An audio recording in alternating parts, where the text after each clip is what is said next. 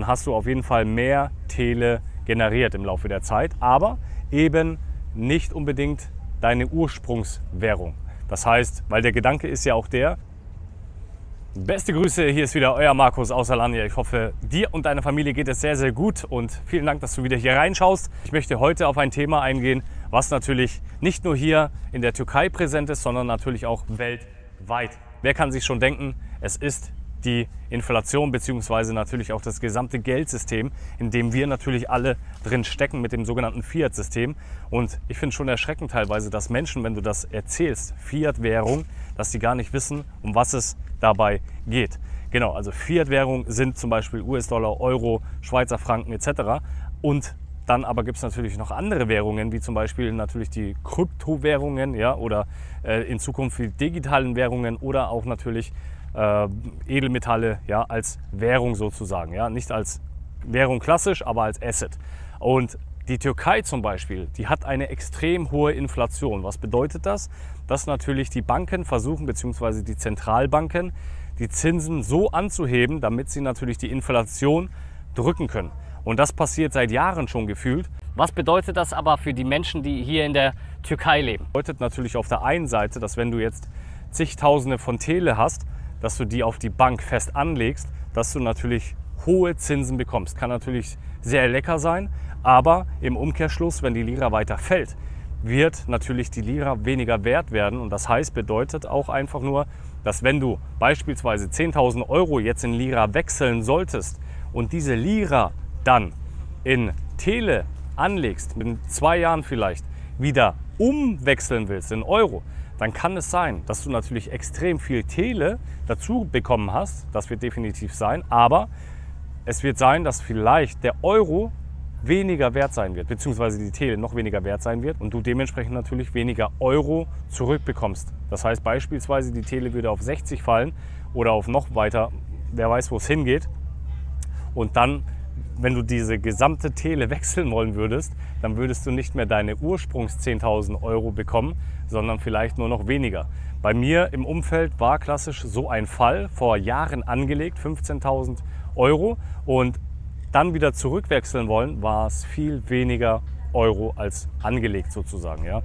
Deswegen auch hier Obacht auf jeden Fall, man muss sich informieren und natürlich auch das Ganze im Kopf behalten. Wenn du jetzt aber sagst natürlich, komme was wolle, ganz egal, ich wechsle jetzt meine Euros, Dollars, Schweizer Franken, sonstiges einmal eine gewisse Summe in Tele, ja, in die türkische Lira, und ich habe mich damit abgefunden, dann ist es natürlich was anderes. Dann hast du auf jeden Fall mehr Tele generiert im Laufe der Zeit, aber eben nicht unbedingt deine Ursprungswährung. Das heißt, geil, ich mache Tele, richtig viele Prozente nach oben und dann wechsle ich das um und habe damit aber auch meine Ausgangswährung generiert. Nein, Leute, so funktioniert das nicht. Was bedeutet das aber jetzt hier in der Türkei? Die Zinsen extrem hoch angehoben, die Inflation wollen sie damit senken, wird aber auf lange Sicht wahrscheinlich nicht passieren. Und was heißt das wiederum? Dass natürlich die Preise im Umkehrschluss noch weiter steigen werden. Wer weiß wohin, ich kann es nicht sagen, aus meiner Erfahrung heraus wird das noch eine gewisse Zeit dauern und dann entweder wird es einen sogenannten Reset geben, dass wirklich die Währung komplett eliminiert wird und auch auf digitale Assets umgeschwenkt wird, oder wie es halt auch schon damals war, dass die Nullen quasi gestrichen wird. Ja, das heißt, da findet dann auch irgendein Reset statt, damit natürlich auch hier die Lira mehr wertstabil ist. Ja. Darfst du auch gerne mal aber natürlich reinschreiben, was du dazu sagst, ob du Tele anlegst oder eher Euros oder sonstige Währungen. Für die Türken hier meiner Meinung nach ist es natürlich schon ein harter Brocken, gerade hier natürlich in Alanya.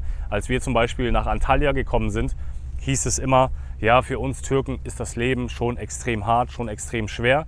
Und ich muss ehrlich sagen, wenn ich mir vorstelle, ich würde Tele generieren und dann vielleicht hier nur den Mindestlohn, dann könnte das hier wirklich sehr, sehr schwer sein, definitiv.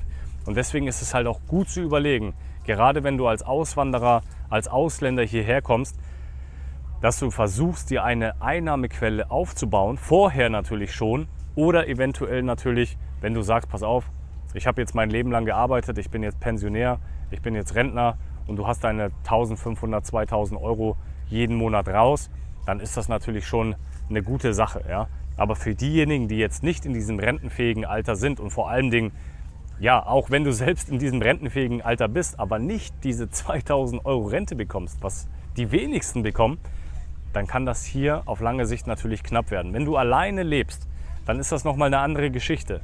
Aber viele, die mich anschreiben und das Interesse ist da zum Thema Auswandern in die Türkei, kommen immer mit Familie. Das bedeutet Mann, Frau und mindestens 2 bis 3 Kinder. Und dann brauchst du dein Geld, dann brauchst du deine monatlichen Einkommen. Denn ich hatte ja schon das ein oder andere Video gemacht über Gründe, warum Menschen die Türkei verlassen. Und meiner Meinung nach, es gibt viele Gründe, sicherlich. Aber ein Hauptgrund meiner Meinung nach ist ganz klar, dass der monatliche Cashflow einfach fehlt. Und deswegen muss man jeden Tag was dafür tun. Und deswegen auch hier die Erinnerung, wenn du hier in die Türkei kommen möchtest oder sonst irgendwo, wenn du auswandern möchtest, dann musst du das beachten, dass du monatlich deine Einnahmequellen hast. Sonst wird es irgendwann schwer, weil selbst wenn du eine Einmalzahlung hast, eine Erbschaft, einen Hausverkauf, sonstiges, dieses Geld wird irgendwann verfressen sein, wird irgendwann geschmolzen sein. Und deswegen ist es so wichtig, dass du monatlich nicht deine Erspartes angreifst, sondern das eher investierst, das sich vermehren kann und du aber eine Einnahmequelle hast und du davon lebst. Ja? Und deswegen als Tipp, ganz, ganz wichtig, wenn du auswandern willst, besorg dir, schaff dir und organisier dir eine Einnahmequelle. Und da gibt es heutzutage einfach ganz, ganz viele Möglichkeiten. Du kannst dir gerne nochmal bei mir im Gratis-Modul das Ganze anschauen, was es da für Möglichkeiten auch gibt. Und aber auch natürlich ganz, ganz wichtig, nicht vergessen, das gesundheitliche Thema extrem wichtig. Und jeder, der irgendwelche Qualifikationen natürlich auch hat, kann sich auch online technisch aufstellen. Du kannst dir einen Online-Kurs aufbauen, du kannst das Ganze vermarkten, du kannst das Ganze natürlich dann auch verkaufen. Ja? Wenn es dazu aber auch Fragen gibt, schreib mich gerne an und da freue ich mich natürlich, wenn ich da auch weiterhelfen kann. Und nichtsdestotrotz, das gesundheitliche Thema, das A und O und immer wieder sehe ich es und ich höre es. Es ist ganz wichtig, deswegen immer wieder die Wiederholung. Gesundheit.